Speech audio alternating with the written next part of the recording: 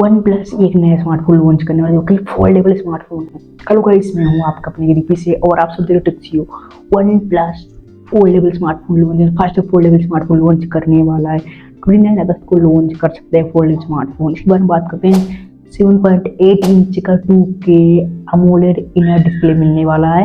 6.3 inch का आपको outer display मिलने वाला है। स्नैपड्रैगन में आपको 8 Gen 2 प्रोसेसर लैच किया है। दोनों स्क्रीन में आपको 120 हर्ट्ज रिफ्रेश रेट मिल सकता है। 8GB रैम 256GB स्टोरेज दिया जा रहा है। वहीं पे Realme Narzo 60 pro 5G smart 15 को लॉन्च हो चुका था। स्मार्टफोन में आप अमेजोन से बाय कर सकते हो। 8GB रैम 128GB स्टोरेज के साथ आपको मिलेगा 70,999 रुपये लगे। वहीं नथिंग फोन 2 लॉन्च हो चुका था। नथिंग फोन 2 की तरह चाइनीज कंपनी फोन बनाने वाले, वहीं पे कार्ल पाई ने कोड ले जाने की धमकी दी है। वही बात करने वाले हैं थ्रेड्स के बारे में। बात करेंगे थ्रेड से 100 मिलियन यूजर्स को क्रॉस कर चुका है। अगर आप टेक को देख रहे वीडियो को लाइक सब्सक्राइब शेयर करना भूलें।